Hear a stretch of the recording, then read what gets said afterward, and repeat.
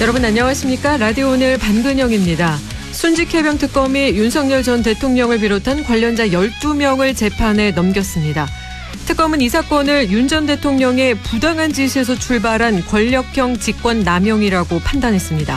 특검은 지난 2023년 7월 발생한 해병대원 순직 사건에 대한 수사 결과가 윤 전 대통령의 경로 이후 벌어진 조직적인 수사 개입으로 인해 바뀌게 됐다고 판단했습니다.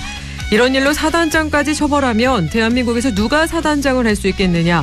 이런 사고가 날 때마다 말단 하급자부터 고위 지휘관까지 줄줄이 엮어서 처벌하면 어떻게 되느냐. 윤 전 대통령의 이 한마디에서부터 모든 게 시작됐다는 게 특검의 판단인데요. 한 병사의 억울한 죽음을 둘러싼 진실, 이제는 법정 안에서 명백한 실체를 밝혀야겠습니다. 안동문화 방송 라디오 오늘 광고 듣고 시작합니다. 안전화가 이렇게 편해도 돼요? 나도 모르게 집에까지 신고 간다니까요. 우린 발이 건강해야 하니까 안전화 아무거나 못 신어요. 내가 안전해야 가족이 안심하지. 그래서 난 꼭 워킷만 신어. 워킷 안전화를 고집하는 확실한 이유가 있다. 생각의 차이가 만드는 가치 워킷. 워킷 안전화. 내게 기대 저축은행 당신 곁에 저축은행 기대하던 미래와 만나요. 당신의 기대, 당신의 미래, 저축은행에 기대세요. 내게 기대 당신의 저축은행. 다들 또 음악 크게 듣네. 차에서 다들 이렇게 들어요. 그럼 경고음도 못 듣고 위험해. 네네, 알았어요. 당신을 아끼는 잔소리처럼 당신을 지키는 현대 SUV 2016 투싼은 모든 트림에 꼭 필요한 지능형 안전사양이 기본. 미래 에셋 미래 에셋 투자는 미래 에셋 글로벌 자산배분 디지털 연금 투자는 더 미래 에셋 증권. 원금 손실 유의, 투자 전 상품 설명서 및 약관 필독. 11월 21일 금요일 라디오 오늘입니다. 일부 성공회대 최진봉 교수와 함께합니다. 한 주간의 시사 이슈를 진단해보죠. 최진방의 시사 포커스 잠시 후에 만나보겠고요. 2부 이슈 오늘에서는 영양군이 자작나무 숲 개발을 본격 추진한다는데요. 잠시 후 영양군 최용준 산림녹지과장 연결해 함께 이야기 나누겠습니다. 이어서 과거의 정치사에서부터 현재의 정치 현안까지 지역의 눈으로 바라보는 천용길의 정치 TMI 천용길 시사평론가와 함께합니다.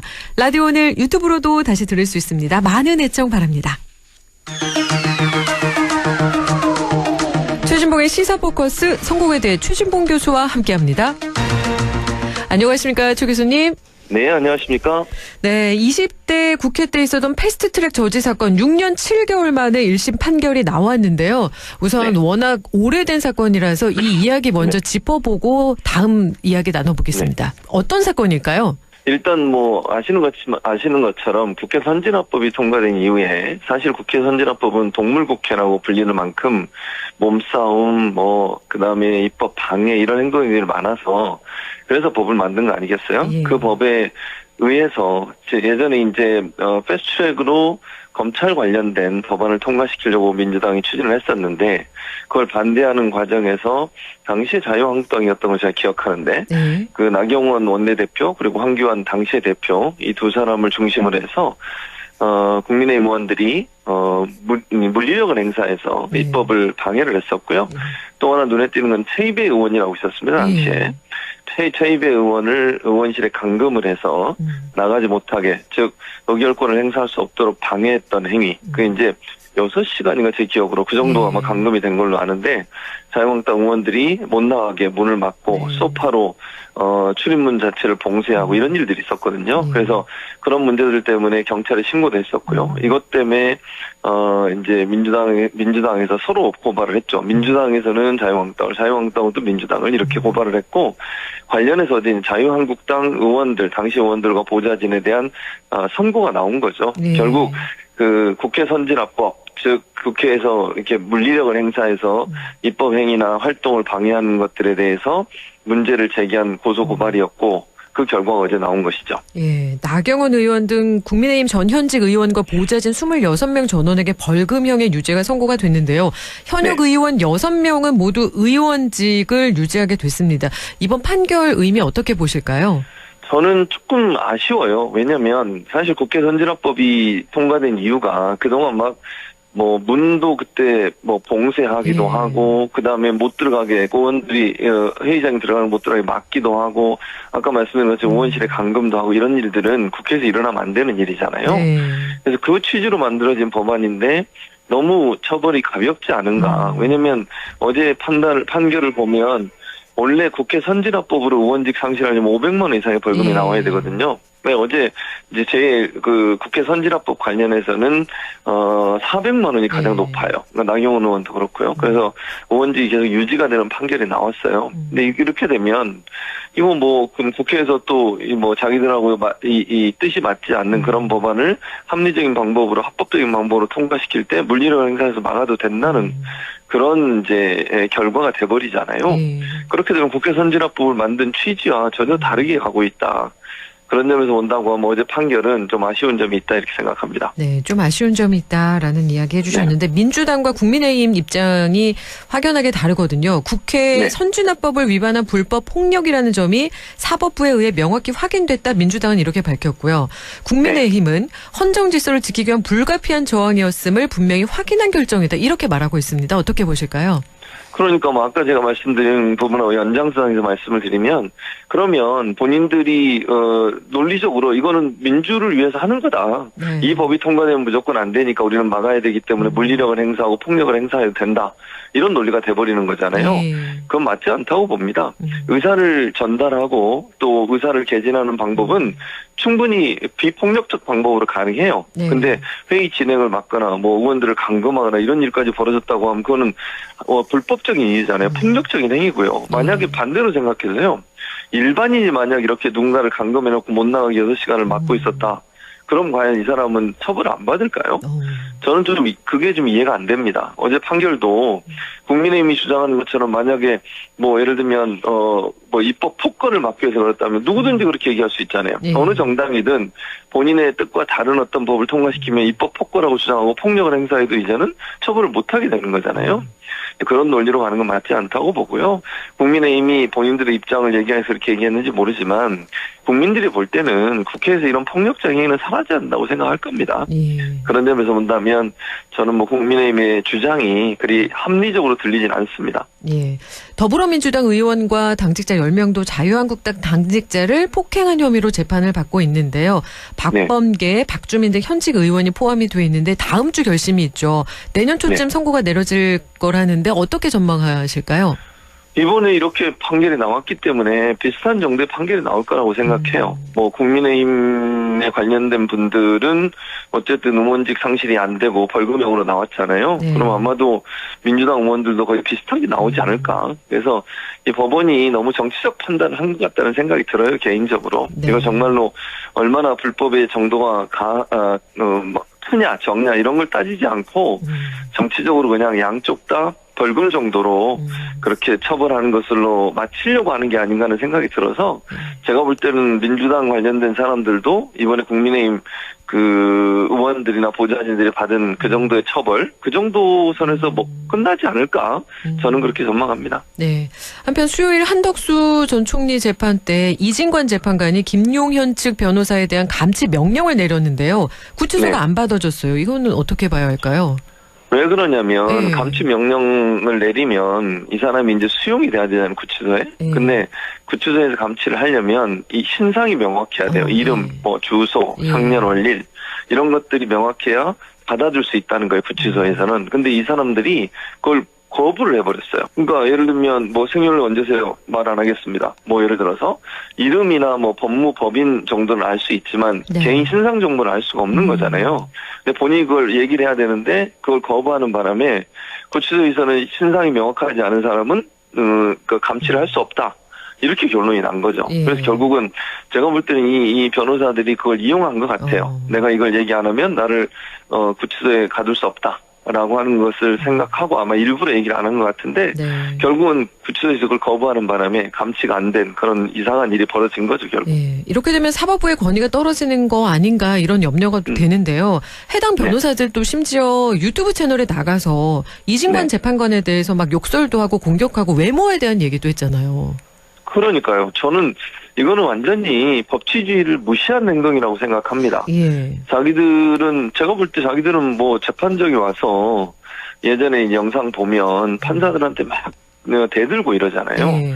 그리고 이제 지금 말씀하신 것처럼 본인들한테 감시 명령을 내렸던 판사에 대해서 인신 공격을 하고 뭐 욕설을 하고 뭐 이런 식의 폭력적인 언어 폭력적인 그런 행동을 했다고 하면 이건 심각한 문제죠. 법치주의가 무너졌다고밖에 볼 수 없고 이런 부분에 사법부가 좀 저는 나서야 한다고 생각해요. 조희대 법원장은 이럴 때 나서라고 있는 거 아니겠습니까? 예.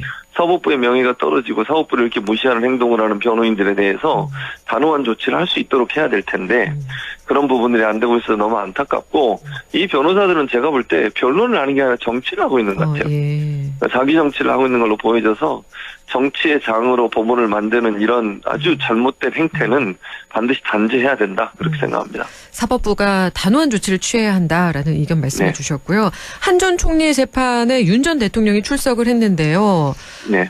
이번에 건강상 이유로 불출석 의사를 전했지만 결국 출석을 했어요. 어떻게 네. 보셨나요? 왜 그랬냐면 예. 제가 볼 때는 일부러 나오고 싶어서 나온 게 아니에요. 아. 왜냐하면 그 예. 재판정이 뭐라고 그랬냐면 만약 안 나오면 강제 구인하겠다고 그랬어요. 예. 그래서 이게 강제 구인을 하는 것을 피하고자 하는 의도인 것 같아요. 제가 볼 때는. 네. 그러니까 이번에도 안 나오면 몇 번 이제 출석을 안 하니까 재판장이 뭐라 그러냐면 이번에도 출석을 안 할 경우에는 강제 구인하겠다. 그렇게 이미 얘기를 해놓은 상태거든요. 네. 그러니까 이제 이 윤석열 피고인 입장에서는 이번에 안 나가면 또 이 본인이 또 잡혀나갈 수도 있겠구나. 체포돼서 이런 생각이 들다 보니까 아마도 그걸 피하기 위해서 불가피하게 나온 게 아닌가 이런 생각이 들어요. 그래서 저는 윤석열 전 대통령은 대통령까지 했던 사람이고 검사 출신이잖아요. 예. 법을 지켜야죠. 본인은 다른 사람 그렇게 막 감옥에 가두고 잡아놓고 수사하고 이랬던 사람 아닙니까? 네. 자기가 당하니까 그게 뭐 왜 그 사람들은 그렇게 했으면서 본인은 이걸 따르지 않는지 모르겠어요. 최소한 법치주의를 주장하고 또 검사까지 했던 사람이라면 정당한 법 집행에 대해서는 따르는 게 맞다 그렇게 생각합니다. 네. 한 전 총리와 다른 국무위원들이 계엄에 반대하는 취지로 이야기했다 이렇게 또 증언을 했는데 이 부분은 어떻게 들으셨을까요? 그러니까요. 평상시에는 늘 그 보아들한테 모든 책임을 떠넘기더니 이번에는 좀 그렇게 얘기 안 하고 근데 좀 선별적으로 하더라고요. 예. 한덕수 전 총리에 대해서는 자기한테 재고해달라 이거 다시 생각해달라 여러 번 얘기했다 이렇게 얘기하면서 또 뭐 다른 사람들에 대해서는 또 그렇게 얘기하는 경우도 있었어요. 그래서 좀 선택적으로 하는 게 아닌가 하는 생각이 들어요. 그래서 자기가 생각할 때 별로 본인이 처벌받는, 그러니까 본인의 범죄 행위와 직접적인 연관이 있어서 불이익을 줄 수 있는 사람들의 얘기에 대해서는 동조를 안 해주고 동조해도 크게 본인의 범죄 형량을 높이거나 이런 게 연관이 없다고 생각하면 아마도 그냥 긍정적으로 얘기해 주는 것 같아요. 특히 이제 재고해달라고 얘기했다는 부분에 대해서는 본인하고 직접적인 연관은 없거든요. 그러니까 예를 들면 주위에서 이걸 만류를 했다. 그러나 내가 했다. 그 자체로 만류를 한 것을 안 들어줬기 때문에 범죄가 커지는 건 아니거든요. 그건 한덕수 전 총리의 범죄가 커지는 거죠. 그러니까 한덕수 전 총리를 좀 낮게 형을 받게 하기 위해서 본인이 도움을 주고 있다 이렇게 보이시는데 그게 왜 그러냐면 본인의 형량과 직접적인 연관이 없기 때문에 그래요. 그러니까 철저히 저는 자기 이기주의다. 그렇게 분석합니다. 자기 이기주의로 선별적으로 증언을 했다라고 얘기를 해주셨는데 김용현 전 국방장관과 통화에서 계엄 선포 후에 민주당 당사와 여론조사 꽃 또 무슨 언론사에 병력을 보내겠다고 해서 민간기관에는 보내지 말라고 했다 이렇게 답변을 했어요 정말. 그러니까요. 그게 바로 이제 선별적으로 하는 거거든요. 지금 말씀하신 것처럼 김용현 장관한테 지시를 했다 본인이 이렇게 돼버리면 본인은 이제 형량이 높아지고 내란 혐의가 되는 거예요. 그러니까 그건 피하고 싶은 거죠. 한덕수 총리가 말렸다 하는 부분은 본인의 내란 혐의와 직접적인 연관이 없으니까 그 사람 그런 거 얘기했어요 라고 얘기해 주지만 김용현 장관이 그렇게 얘기하는 순간 본인이 이제 본인의 죄를 본인이 인정하는 꼴이네요. 네. 그러니까 김영현 장관에 대해서는 그렇게 얘기 안 하잖아요.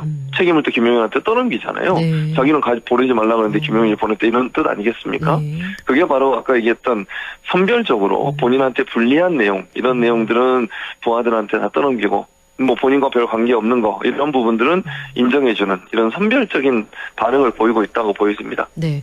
한편 또 계엄 해제 직후 추경호 당시 국민의힘 원내대표와 나경원 의원과 통화했다. 미리 알려주지 못해 미안하다. 이런 취지로 얘기했다고 주장을 했는데 이게 비상계엄 직후인데 좀 납득이 잘 안 가거든요. 어떻게 이런 통화를 할 수 있을까요? 예. 아니, 그게 말이 안 되는 거죠. 예. 그거는 속이는 거라고 저는 보고요. 예. 비상계엄 직후에 전화해서 미리 말을 못해서 미안하다 이런 얘기를 왜 합니까? 네.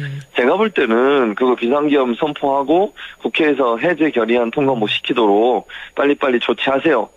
왜냐면 이게 제가 이렇게 의심하고 추측하는 이유는 추경호 원내대표의 태도예요. 전 원내대표의. 네. 아니 왜 그렇게 3번, 4번 장소를 옮겨가면서 요청을 합니까? 그거는 일부러 국회 본회의에 들어가지 못하도록 막기 위한 수단이라고밖에 볼 수 없어요. 예. 그러니까 제가 볼 때는 이것도 철저하게 본인 중심, 본인 위주 그렇게 얘기했다고 보여지고 진실이 아닐 가능성이 높다고 생각합니다. 네. 철저하게 본인 위주, 진실이 아닐 가능성이 높다라고 이렇게 정리를 해주셨고요. 검찰의 대장동 항소 포기 사건에 이어서 정부의 론스타 국제 투자 분쟁 판정 취소 승수로 한동훈 전 국민의힘 대표가 계속해서 이게 존재감을 드러내고 있거든요. 그래서 내년 지방선거 아니면 국회의원 재보궐선거에 출마할 것이냐 이렇게 말이 많은데 어떻게 보고 계실까요?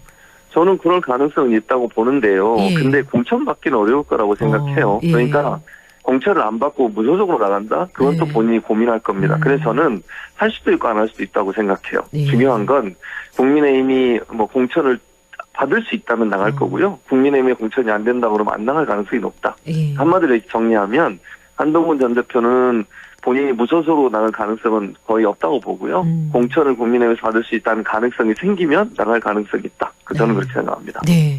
그리고 대장동 항소 포기에 대한 논란이 여전합니다. 국민의힘 계속해서 화력을 집중하고 있는데 국정조사 가게 될까요?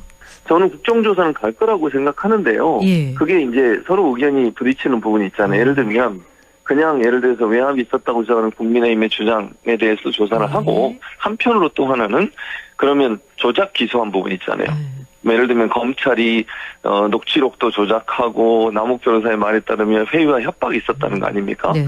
이 부분도 함께 조사가 이루어져야 된다. 그래서 국정조사를 하되 이 두 가지를 함께하는 국정조사를 갈 가능성이 높다. 그렇게 예상합니다. 네. 오늘 말씀은 여기까지 함께하겠습니다. 오늘 말씀 고맙습니다. 네, 감사합니다. 지금까지 최진봉의 시사포커스 성공회대 최진봉 교수와 함께했습니다. 라디오는 1부 여기까지고요. 잠시 후 2부에서 뵙겠습니다.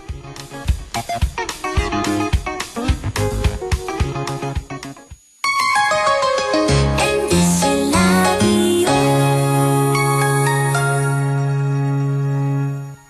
지역과 함께 성장해갈 인재를 키웁니다.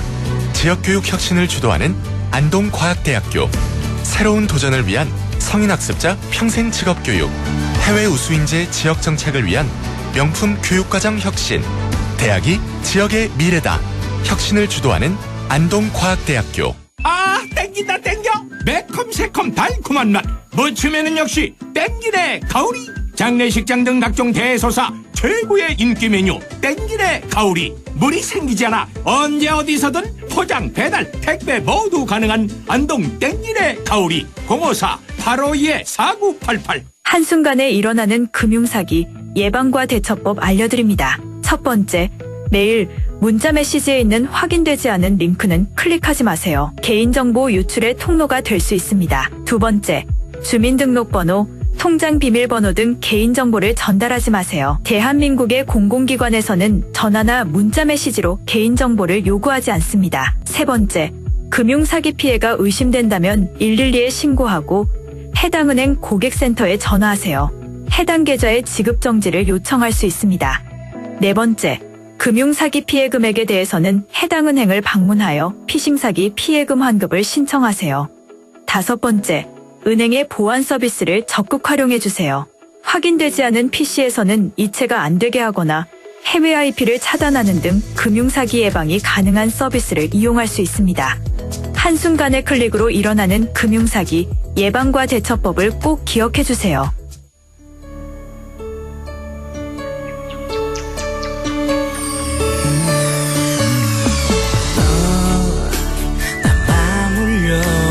줘 다가가 나 속삭이도록 언제나 내 생각으로 행복해야 해요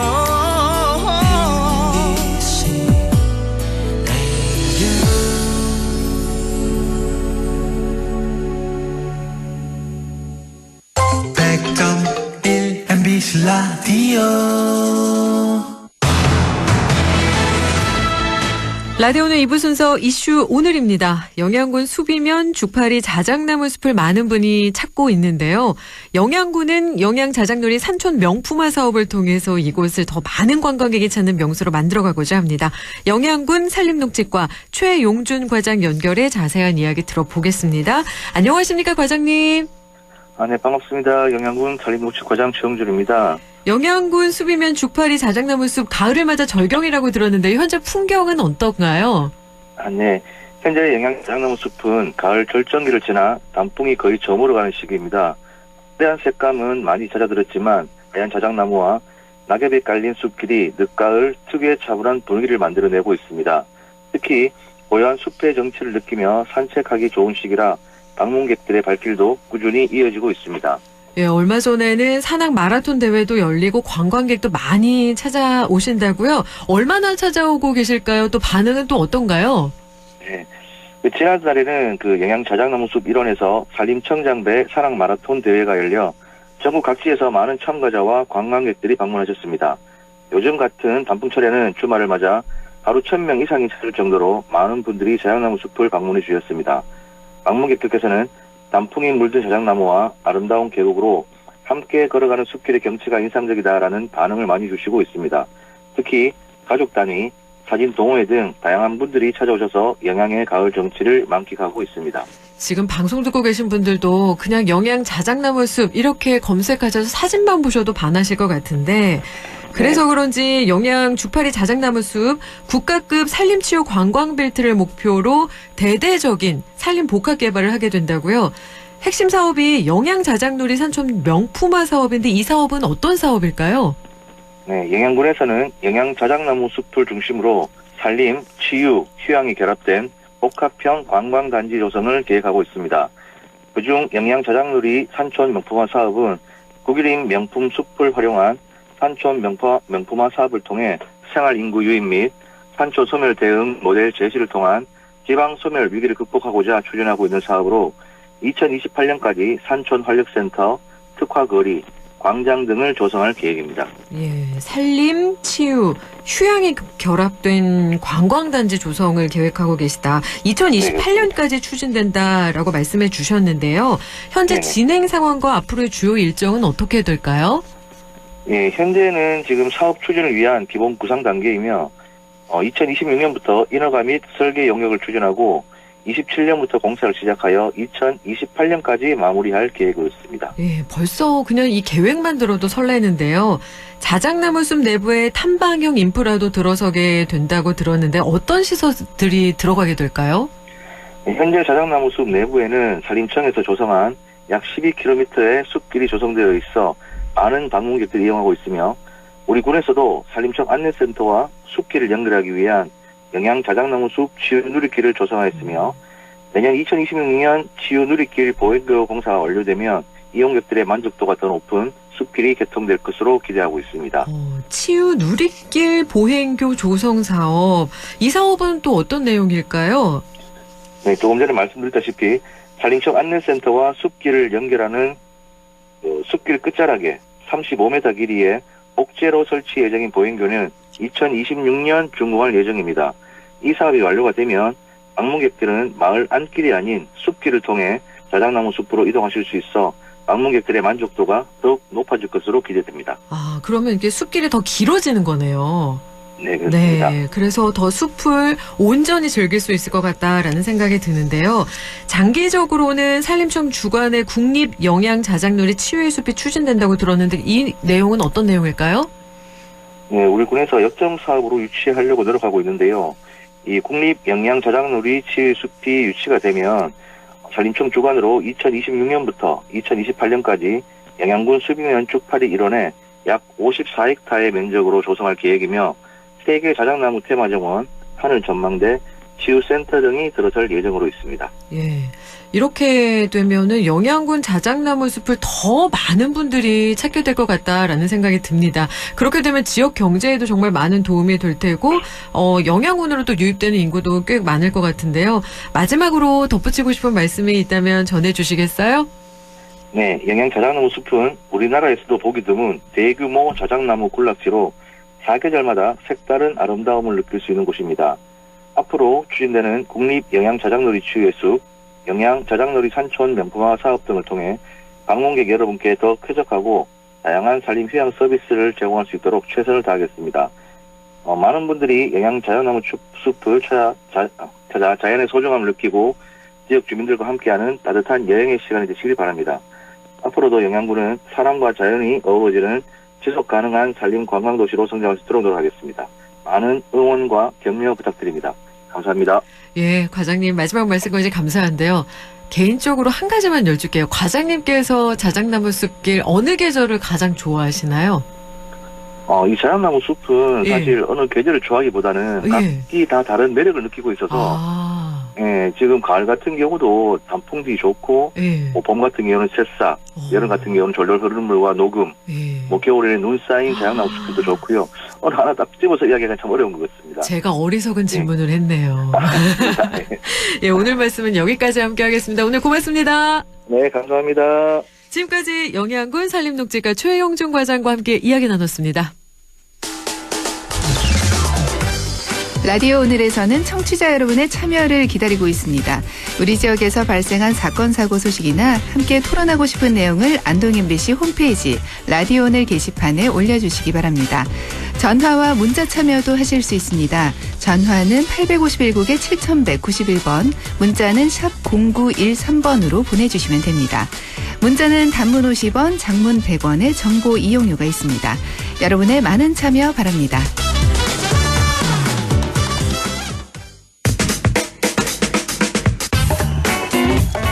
천용길의 정치 TMI 천용길 시사평론가와 함께합니다. 안녕하십니까 평론가님. 네, 안녕하십니까. 오늘 정치 TMI 주제는 무엇일까요? 네, 지금 약 석 달간 안동에서 이 화제가 되고 있고 논란이 계속 이어지고 있는 이슈인데요. 지난 9월에 있었던 안동 국제 탈춤 페스티벌에서 불거졌던 안동 시의원의 성추행 의혹과 관련해서 안동시 의회가 지난달에 해당 시의원에 대해서 제명 결정을 내린 바가 있었습니다.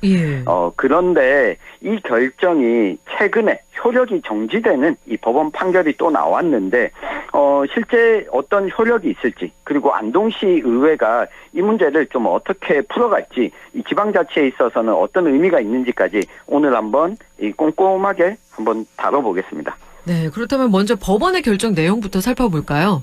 네, 지난달이었습니다. 9월에 있었던 이 문제로 이 법원의 결정이 나오게 됐는데요. 이 과정을 다시 한번 간략히 정리해 보면 9월에 이 문제가 불거졌고 이 문제가 불거진 이후에 이 안동시의회가 제명 결정을 했습니다. 그런데 해당 시의원이 이 법원에다가 효력을 정지해달라 이런 요청을 하게 된 겁니다.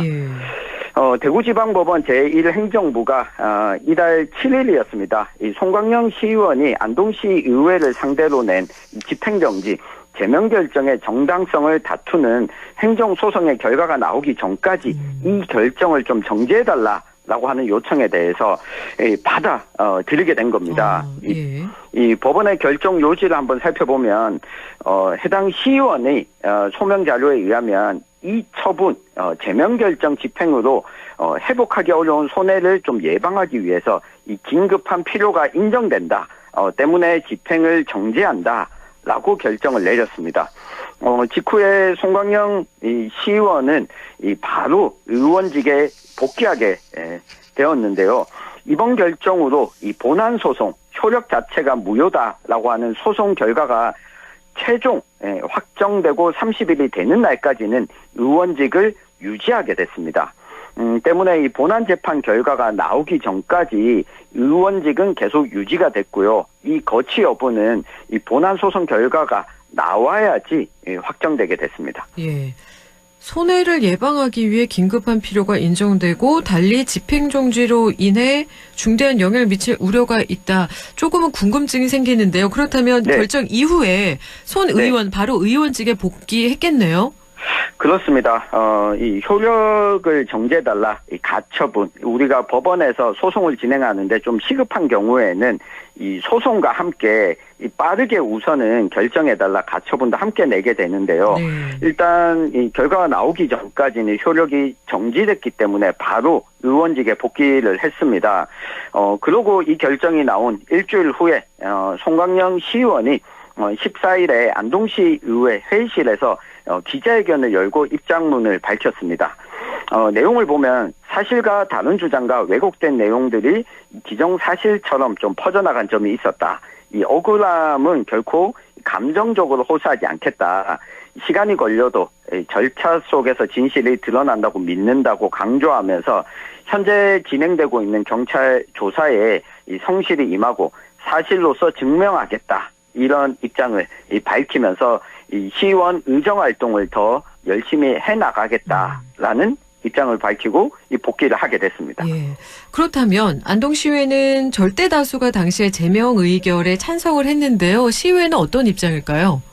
네, 이게 시의회의 경우에는 당시 이게 9월 말에 국제탈춤 페스티벌에서 문제가 불거지고 이 윤리특별위원회를 4차례나 열어서 빠르게 10월 17일에 결정을 하게 됐는데요. 당시 결정을 좀 상기해 보면 안동 시의원이 총 18명입니다. 이 가운데 손광영 시의원에 대한 제명안이 상정이 됐을 때 18명 중에 16명이 참석한 가운데 찬성표에 14명이 던졌습니다. 그리고 기권 2명으로 이 제명 결정이 나오게 됐는데요. 안동시 의회가 1995년 개원한 이후에 처음으로 의회가 제명한 사례였기 때문에 많은 관심이 모아졌었습니다. 그런데 이게 뒤집어지면서 일단 안동시 의회는 바로 이 법원에 항고 조치를 했는데요. 이 항고는 이 판결이 아니라 이 법원의 결정, 효력을 정지한다는 결정에 대해서 좀 불복한다. 그래서 대구지방법원에서 이 효력 정지 결정을 내렸다면 고등법원에서 다시 판단해달라. 라고 하는 절차인데요. 만약 이 항고를 대구 고등법원이 받아들이게 된다면 다시 또 의원직을 잃게 되고 기각하거나 각하하게 되면 의원직을 유지하게 된다. 요 절차가 또 남아있게 됐습니다. 네, 이 절차가 남아있기 때문에 지금 현재는 복귀했지만 다시 결정이 바뀔 수도 있는 건가요? 그렇습니다. 앞서 이 결정문을 상세히 좀 살펴보면요. 이 가처분 신청 이외에 본안 소송이 현재 진행 중인데 이건 사실 현재로서는 의원직 유지에 미칠 영향은 좀 크지 않아 보입니다. 왜냐하면 의원직 임기가 내년 6월 말까지지 않습니까? 그렇죠. 그러니까 임기가 보면 지금 8개월도 채 남아있지 않고 내년에 또 지방선거가 있는데 그 전에 본안 소송 결과가 최종심까지 결정되기는 좀 어려워 보입니다. 일반적으로 행정소송을 내면 1심 결과가 아무리 빨리 나오더라도 6개월 정도가 걸립니다. 여기에다가 항소를 하게 되면 또 6개월이 걸릴 수 있습니다. 그러니까 이걸 보면 최종 결정이 나오기 전에 이미 임기가 끝나고 그 다음 시의원을 뽑는 선거가 진행되고 있는 이 상황이 됩니다. 때문에 이 가처분 항고 결과가 어떻게 나오는지에 따라서 최종적으로 좀 영향을 미친다고 볼 수가 있는데요. 이 보통 항고의 경우에는 한 달 안에는 좀 결정이 이루어지기 때문에 다음 달 12월 안에는 이 항고 결과도 나올 걸로 예상이 됩니다. 만약 이 본안 재판이 진행 중인 가운데 이 지방선거가 치러질 예정이라서 이 내년 지방선거와도 함께 연결되어 있다라고 보시면 좋겠습니다. 네, 항고 결과가 어떻게 나오는지에 따라서 달라질 수 있다라는 말씀까지 해주셨는데요. 그러면 제명 여부와는 상관없이 본인이 원하면 내년 선거에도 또 출마를 할 수 있다는 건가요?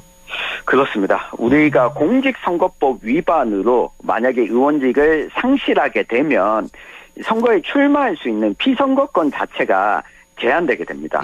그런데 공직선거법 위반이 아니라 의회가 제명 결정을 하게 되면 이거는 피선거권을 제한하는 사유가 되지는 못합니다. 때문에 항고 결과가 어떻게 나오든지 간에 제명 결정을 유지하게 되더라도 내년 선거에 출마할 수가 있게 되고요. 그리고 또 만약 제명이 아니라 본안 소송이 계속 진행이 되고 의원직을 유지하게 되더라도 내년 선거에 또 출마는 할 수가 있습니다. 게다가 만약에 제명 결정이 나오게 되면 정당 차원에서 공천을 할 때 이 공천관리위원회, 심사위원회에서 이런 문제가 있어서 이 공천에 이 감점을 준다거나 아예 공천에서 배제할 수도 있습니다. 그런데 해당 송광영 시의원의 경우에는 무소속으로 당선이 됐고 현재도 당적을 갖고 있지 않기 때문에 무소속 후보로 출마할 때 시민들, 유권자들로부터 추천만 받게 된다면 큰 의미가 없습니다. 특히 이 복귀 기자회견에서 이렇게 밝혔거든요. 의원직 복귀에 안도하지 않고 이번 일을 새로운 출발점으로 삼겠다.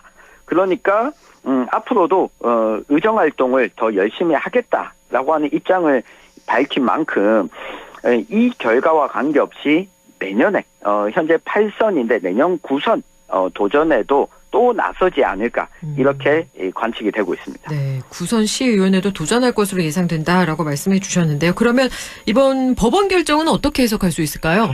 네, 쟁점이 좀 세 가지로 나눠서 볼 수 있을 것 같습니다. 우선 첫 번째, 이번 결정으로 성추행 의혹이 완전히 해소된 것은 아니라고 하는 부분입니다. 그러니까 이번에 법원 결정은 의원직 제명, 안동시의회가 판단한 제명 결정이 적절하지 않다라고 소송을 냈는데 이 본안 소송을 다퉈본 후에 적절성을 판단하게 하는 게 맞다라고 하는 결정이었습니다. 현재 경찰 조사가 진행 중인데 이 성추행 의혹과 관련해서는 수사 결과가 이 종결되어야지 좀 정리가 될 수 있다라고 하는 부분을 좀 확인하는 게 필요할 것 같고요. 무엇보다도 언론에서도 이 보도가 됐고 안동 시민들 또 상당수가 이 사건에 대해서 알고 있는 만큼 경찰이 좀 조속히 수사 결과를 내놓는 게 어느 쪽이든 간에 좀 필요하지 않을까 싶습니다. 경찰이 기소 여부를 결정하게 될 텐데 만약 이게 기소하게 된다고 하더라도 이 또한 이 법원에서 재판으로 다툼이 이어질 것으로 예상이 되고 있습니다. 그래서 이 부분 성추행 의혹과 관련해서는 절차가 현재 진행 중이다라고 보시면 좋을 것 같고요. 두 번째 쟁점은 지방의회 결정에 법원이 제동을 걸었다라고 하는 부분입니다. 그러니까 지난달에도 한번 살펴본 적이 있었는데 의회가 이 징계하는 것 이것은 형사적으로 형법을 위반해서 처벌해야 된다라고 하는 것과 별개의 절차거든요. 그러니까 징계 사유, 의회가 징계할 수 있는 사유는 회의 질서 유지를 위반하거나 의원으로서의 품위 유지를 위반하거나 회의 규칙을 위반하는 경우입니다. 그러니까 형법에 의해서 처벌받지 않더라도 의회가 제명이든 또는 경고든 여러 가지 징계 조치를 할 수가 있습니다. 그러니까 최종적으로 결정이 나오겠지만 이게 지방의회가 직접 한 결정을 법원이 어디까지 뒤집어 엎을 수 있느냐라고 하는 부분에 대한 좀 고민이 필요하지 않을까 싶고요. 만약 이번 본안 소송 결과에 따라서 안동시 의회뿐만 아니라 앞으로도 의회 내에서 이렇게 징계하더라도 이 법원에 가니까 다시 뒤집어지는구나. 이렇게 되면 앞으로 의회 차원의 자체적인 징계 시도는 아무래도 위축될 수밖에 없습니다. 그래서 이 부분도 또 눈여겨보시면 좋을 것 같고요. 이 같은 사례가 최근에 안동뿐만 아니라 다른 지역에서도 좀 나오고 있어서 지방의회의 자율성에 대한 부분을 이 법원이 어디까지 제동을 걸 수 있을 거냐, 이 부분에 대해서도 우리가 좀 고민이 필요한 시점이 아닌가 싶습니다. 예, 성추행 의혹은 아직 집행 중이다. 그리고 지방의회의 징계가 더 어려워지거나 뒤집어지는 판례가 더 있다라는 이야기 해주셨는데, 그러면 다른 지역에서도 의원 제명 결정에 대해서 법원이 뒤집은 사례가 어떤 사례가 있을까요? 네, 가장 최근에 나왔는데요. 지난 10월이었습니다. 이 경기도 용인시 의회에서도 이 같은 사례가 나오게 된 건데요. 그 의원이 사무국 여직원을 성희롱했다가 제명당한, 여기에도 이 용인시 의회 부의장이었습니다. 제명 결정으로 제명을 당했는데 법원에 제명 의견 처분에 대해서 취소해달라라는 소송을 냈고, 이 법원이 해당 시의원의 손을 들어주게 된 겁니다. 이 내용을 보면 성희롱은 맞지만 제명 처분이 과하다라고 하는 취지였거든요. 그러니까 법원에 이러한 결정이 나오자 일부에서, 의회 내부에서도 제명이 좀 과했다라는 말이 나오게 됐는데, 지방의회가 이 관련해서 좀 도덕적으로 의원으로서 품위 유지 의무를 좀 위반했다고 보고 이 자율적으로 결정했는데, 이걸 법원이 뒤집어 엎었다 때문에 이 법원이 시민들이 선출한 이 공직자들에 대해서 이들이 스스로 내린 결정을 뒤집는 일이 앞으로도 자주 있게 된다면 이 지방의회가 결정을 하기는 좀 어려워지지 않겠냐, 이런 목소리도 최근 들어서 안동시뿐만 아니라 이 곳곳에서도 좀 제기가 되고 있습니다. 네, 이것은 여러분께서도 함께 지켜보시고 한 목소리를 좀 얘기를 해주셔도 좋을 것 같습니다. 지방의회 자유권 어디까지 우리가 이렇게 위축돼서는 안 된다라는 생각이 있으시다면 한 목소리를 좀 얘기를 해주셨으면 좋겠고요. 그다음 마지막 한 가지 쟁점이 남았는데요. 그것은 무엇일까요? 네, 앞서 잠깐 이야기했던 것처럼 내년에 또 지방선거가 있지 않습니까? 네. 그 항고 결정까지 나오고 나면 그때부터는 이 경찰 수사 결과가 나오고 기소가 되든 안 되든 이 법정 공방으로 또 넘어가게 됩니다. 네. 이렇게 되면 내년 지방의원 선거에서 이 부분이 그대로 유지된 채로 선거가 치러질 가능성이 매우 높아졌습니다. 그러니까 송광영 의원의 지역구가 태화, 평화, 안기동인데요. 이 선거 결정이 어떻게 변할지 몰라도 내년 선거를 치르면서도 이 문제가 유권자들 입장에서는 쟁점이 될 것이 좀 분명해졌습니다. 그리고 선거 결과가 어떻게 나올 것인가.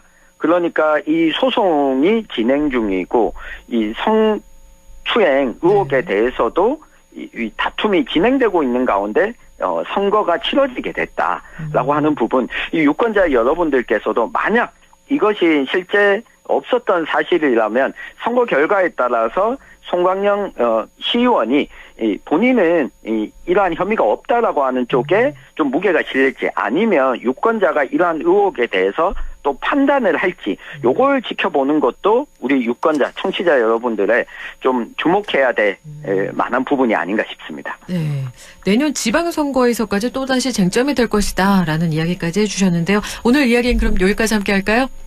네, 감사합니다. 네, 고맙습니다. 지금까지 천용길의 정치 TMI 천용길 시사평론가와 함께 이야기 나눴습니다.